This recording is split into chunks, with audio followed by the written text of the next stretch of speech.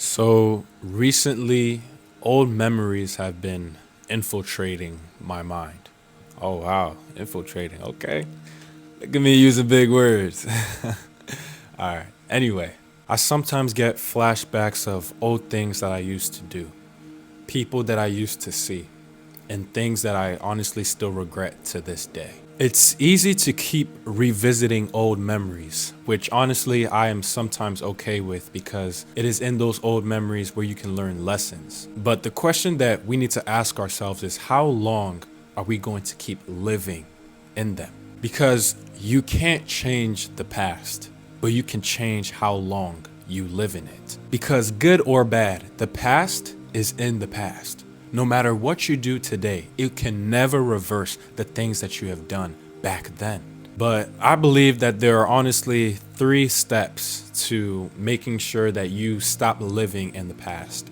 And one of the first steps is realization. You have to understand your thoughts of when you tell yourself, hey, I remember when I was with this girl, or I remember when I was watching this late at night. Realizing what is triggering those thoughts or emotions will help you better understand yourself and see why those thoughts even come up. Could it be when you're alone, late at night, that the thought of watching, corn comes to your mind?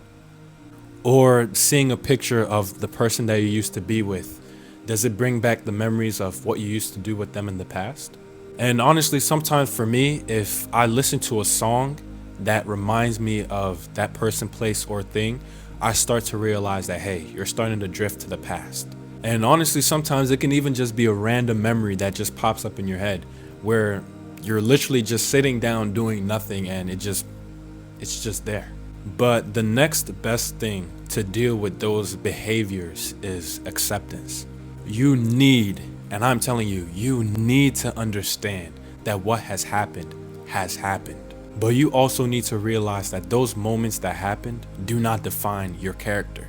They do not define who you truly are. We are human and we make mistakes.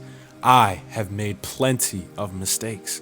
But those moments of lust, those moments of greed, those moments of envy, those moments of anger, they do not define who you are. And you need to accept that. And once you accept those past mistakes, and keyword, past mistakes, then you can move on to the next step, which is change. See, I don't want you to look at your failures as a setback.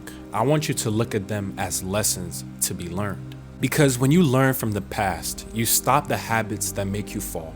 You start to trust God more. You start living in the present. And as the days go on, you will slowly stop living in your past.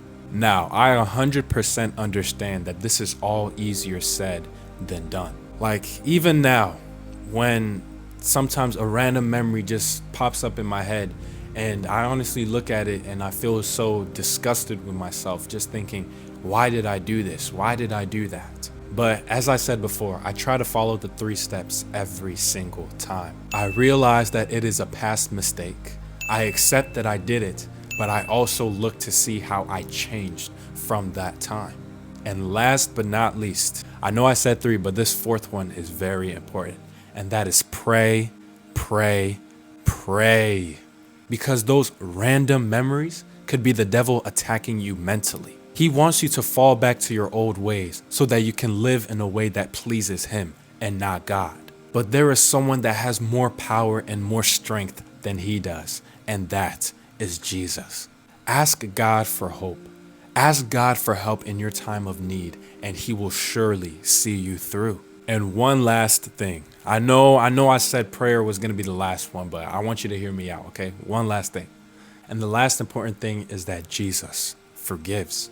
In Psalm 103 verse 12, it says, as far as the east is from the west, is how far away our transgressions are separated from us. So no matter what you have done in your past, no matter what you do in the present, and even no matter what you do in the future, God will surely forgive you as long as you are truly remorseful about the things that you have done. I don't want you to believe the lie that, oh, my sins are too bad. My sins are too great. My sins are too terrible for God to forgive me. Because that is a trap that the devil uses to keep you living in your past. So I want you to start leaning on God, Let the past be in the past. Live in the future and always, always change for the better every single day. All right? I will see you tomorrow, God willing, in the next video.